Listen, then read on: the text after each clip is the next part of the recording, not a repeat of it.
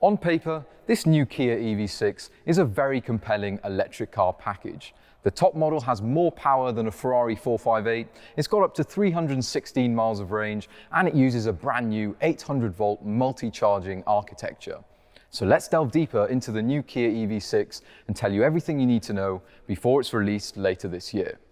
Before we do though, don't forget to subscribe to the Auto Express channel so you don't miss more of these brand new car reveals. The EV6 shares its underpinnings with the Hyundai Ioniq 5 and the upcoming Genesis GV60, but you wouldn't guess looking from the outside. The styling is like nothing else we've seen from Kia, or anyone else for that matter. The front end is sharp and aggressive, with a sloping bonnet that gives away the fact that there's no engine up front. The rear is also very distinctive, with a thin light bar that swoops down to the rear wheel arches. So overall, I think it's a really striking design, and it's actually classed as a crossover, which means that it's much bigger than it might appear in pictures. But does it look better than its sibling, the Ioniq 5? Let us know what you think in the comments.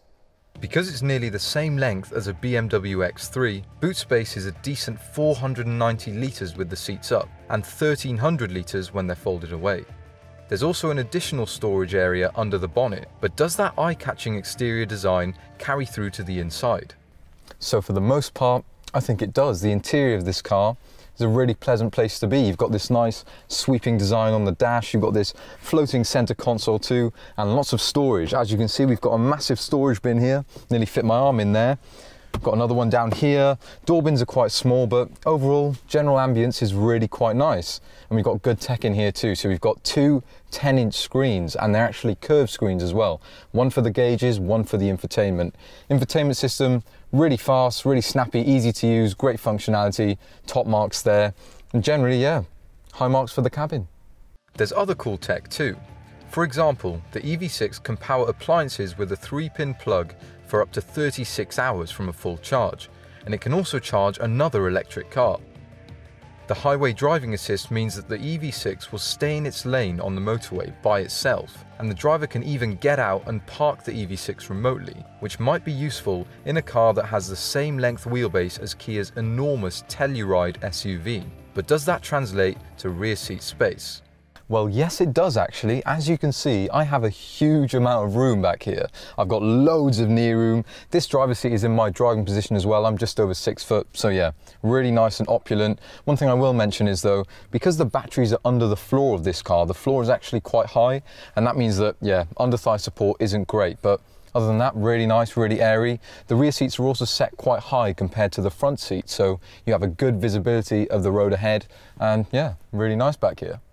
But what about the important bits? The range, charging and performance.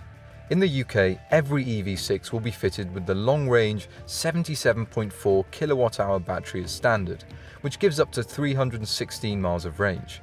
Thanks to its 800-volt architecture, the EV6 can charge from 10 to 80% in just 18 minutes. The base model has 226 bhp, which is sent to the rear wheels alone. With the sporty EV6 GT line, you can opt for a 321 bhp powertrain with 4-wheel drive, which propels the car from 0 to 62 miles an hour in 5.2 seconds.